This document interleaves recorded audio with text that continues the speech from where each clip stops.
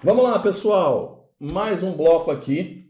Vamos tratar da base de cálculo na substituição tributária. É um dos erros aqui, é uma das coisas que as pessoas mais erram, né, no caso da substituição tributária, né? É um ponto bastante sensível, eu diria, um ponto que a gente tem muitas dúvidas, né, muitos questionamentos, né, muita coisa não entra na cabeça de muita gente. Mas aqui a gente vai matar tranquilamente. Vamos fazer com a maior calma do mundo para a gente ir aos pouquinhos aqui entendendo, como eu falei no início da aula, entendendo a substituição tributária, entendendo como calcular a BCST e o porquê, o motivo pelo qual é daquela forma, sem ficar decorando, tá? Vamos lá, base de cálculo na substituição tributária.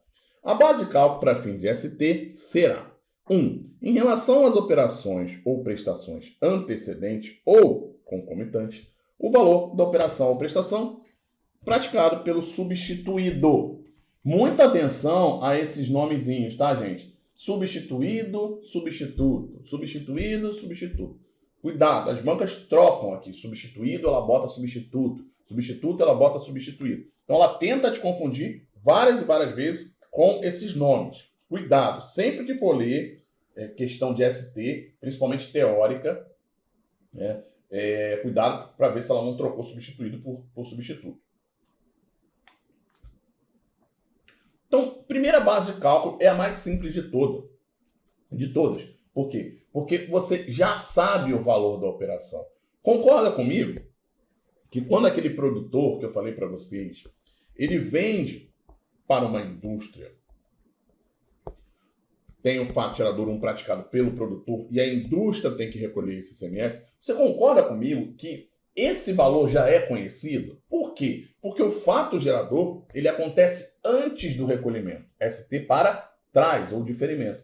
Se o fato gerador aconteceu, eu já tenho o valor da operação ou da prestação, se for um serviço, eu não tenho por que usar outro valor de base de cálculo. Então, quando a indústria for recolher o ICMS dessa operação que já aconteceu, qual é a base de cálculo que ela vai usar para calcular esse ICMS devido nessa operação do fato gerador 1? O valor da operação, que a operação aconteceu. Então, se o produtor vende por R$1.000 para a indústria já olhou lá e já sabe, opa, R$1.000. Ele vai fazer o cálculo do ICMS com qual base de cálculo? R$1.000, já conhece. Se é uma operação concomitante, também, né? Eu sou um remetente, contratei uma transportadora, está indo aqui ao mesmo tempo. Quando eu contrato a transportadora, eu já sei o valor. Então, se eu vou calcular o ICMS por substituição dessa prestação de serviço, eu calculo com o valor dessa prestação que ele me cobrou. O valor que ele me cobrou para essa prestação. Então eu tenho algo que é concomitante, que está acontecendo ao mesmo tempo e que eu sei o valor exato. Eu tenho o valor exato. Então, nesses casos, é o valor da operação ou prestação praticado pelo substituído. Quem é o substituído? O produtor que vende para a indústria. Esse cara é substituído. Então, se ele é substituído, eu pego o valor que ele praticou e eu aqui recolho o ICMS baseado nesse valor. Agora, se eu tenho operações subsequentes, eu ainda não tenho o valor. Tá? Eu não tenho o valor da operação futura ou da prestação. Então, olha aqui, ó. A vende para B. Eu tenho fato gerador 1. A vai recolher o seu ICMS próprio, o ICMS próprio do fato gerador 1. Certo? Beleza. Aqui é o ICMS próprio. Só que a legislação determina que ele seja substituto, substituindo B nessa futura operação aqui, que é o fato gerador 2. Só que a minha pergunta é, o fato gerador 2 já aconteceu? Não. Se não aconteceu, qual o valor da operação futura? Não sei. Eu não consigo saber. Fato gerador 1, fato gerador 2. O fato gerador 1, ele está acontecendo. Já aconteceu, eu sei. Agora, o fato gerador 2 eu não tenho valor. Aí lascou, né? Porque a gente vai ter que usar uma bola de cristal. eu tenho que usar maneiras de chegar no valor da operação lá na frente. Certo? E qual é uma das formas da gente fazer isso? Através de uma margem de valor agregado. O que seria essa margem de valor agregado? É um percentual calculado pelo fisco de valor que ele agrega, que ele coloca em cima do valor de compra. Então, se ele compra por 10 e o fisco determina, o fisco estuda, entende que aquele segmento coloca 40% em cima, quer dizer que se B está comprando de A por 10, é porque ele vai vender por 14, agregando 40% em cima. A margem de valor agregado pode ser de 70%. Então, se a margem de valor agregado é de 70%, é que o fisco entende que quando se compra por 10, se vende por 17.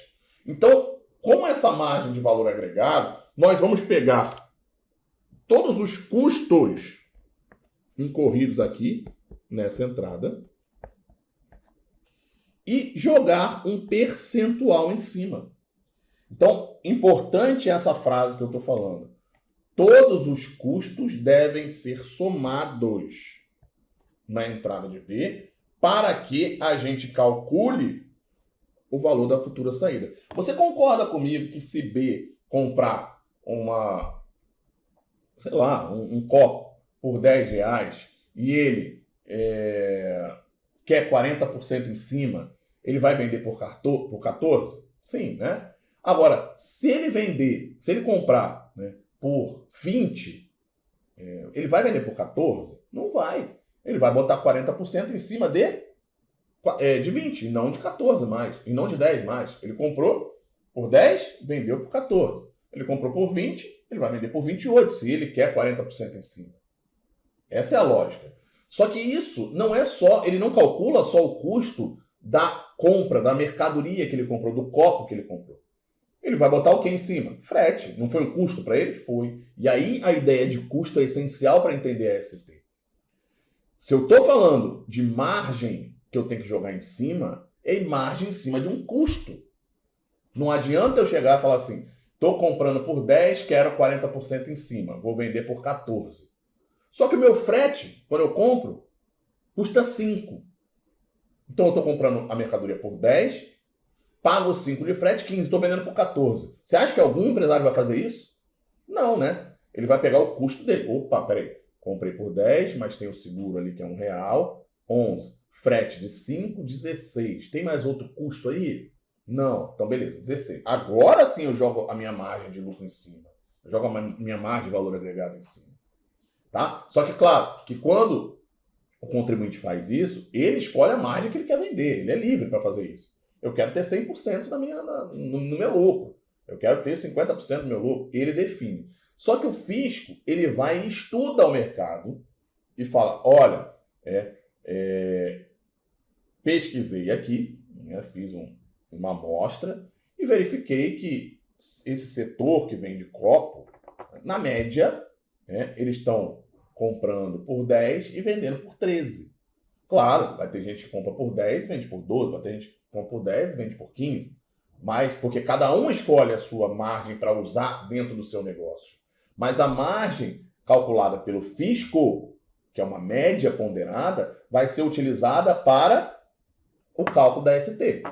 Que eu não sei exatamente a margem daquele cara. Posso até saber, pesquisar, mas ficaria um negócio meio doido. Tem que pegar a margem dele, depois a margem de outro, a margem de outro, a margem de outro. Então o fisco pega uma margem média ponderada e aplica para a situação de substituição tributária.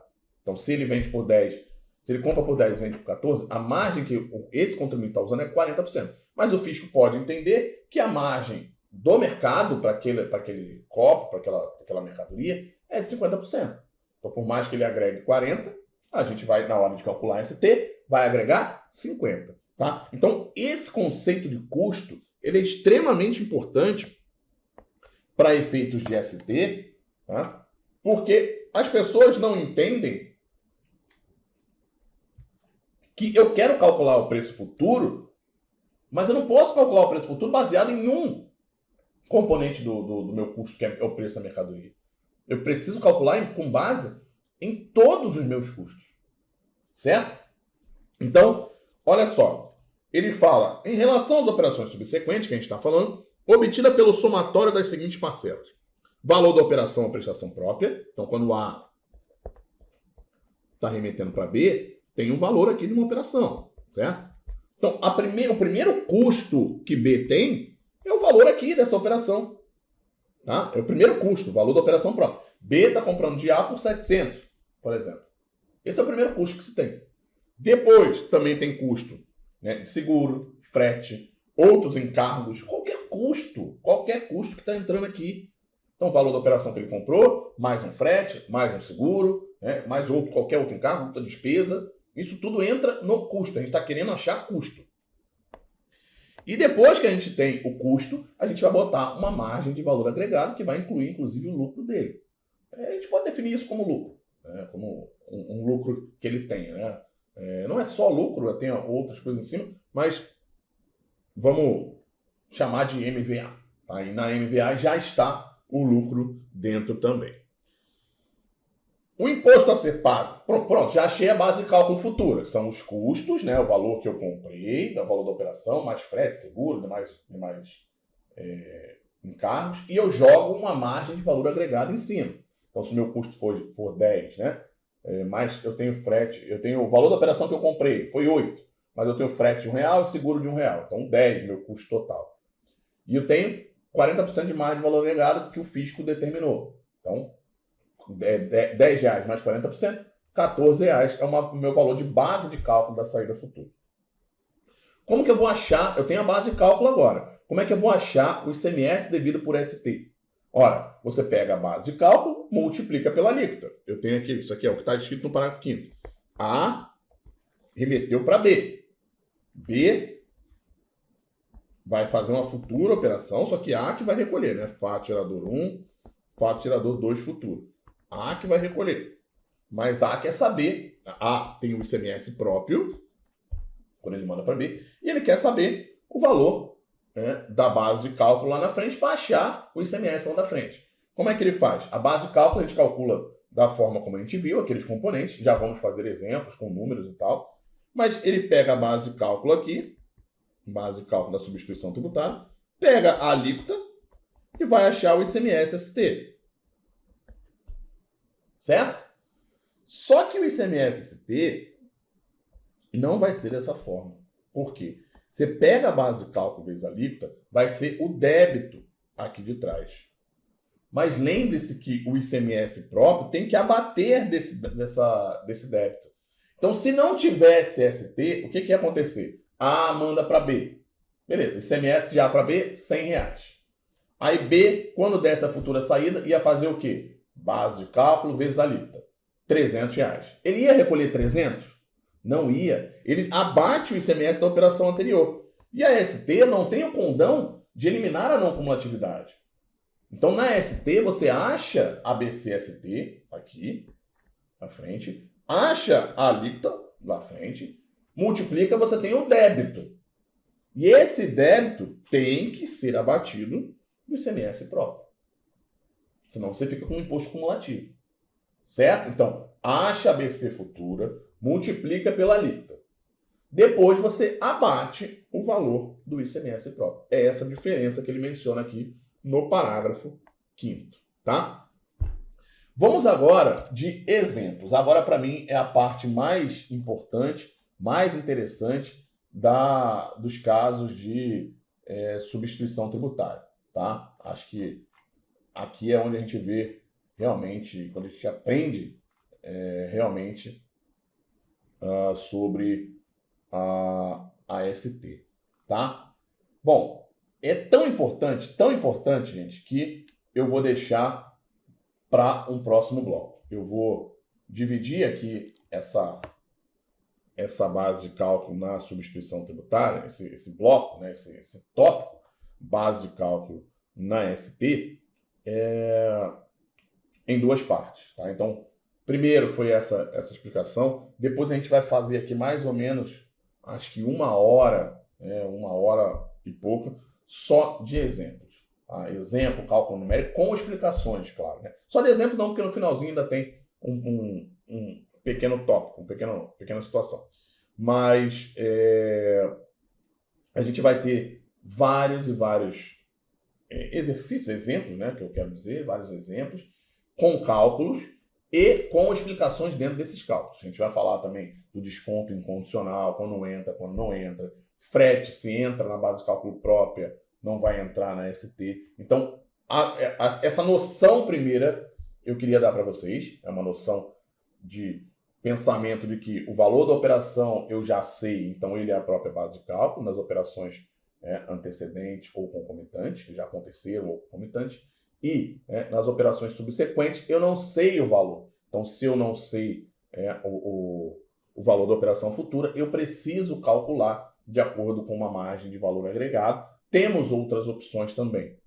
Cai menos em prova, mas também temos. Se o valor for fixado pela autoridade, né, se a gente tiver uma pauta fiscal, que a gente vai ver mais para frente. Mas o normal é a gente calcular através da margem de valor agregado, que é uma margem de valor futuro. Tá? Então eu prefiro deixar isso para um próximo bloco, fazer uma coisa com calma, fez essa introdução, e agora vamos calcular, que agora é o mais importante de tudo. Entender tudinho a forma de cálculo, e repito, eu estou sendo até chato com isso. Entender, não é ficar decorando, é entender como é feito, por que o frete entra nessa vez na base de cálculo da ST, e na outra vez eu não somei. Nos dois casos vão entrar, você vai ver. Mas um eu somo e o outro eu não somo. Pô, Rocha, mas nesse caso o frete não vai entrar na BC-ST? Vai, mas ele já está incorporado à BC própria. Então tem uns detalhezinhos que confundem muita gente, tá? Então, espero vocês aí no próximo bloco para a gente continuar através de vários e vários exemplos a tocar ABC na ST. Te vejo já já.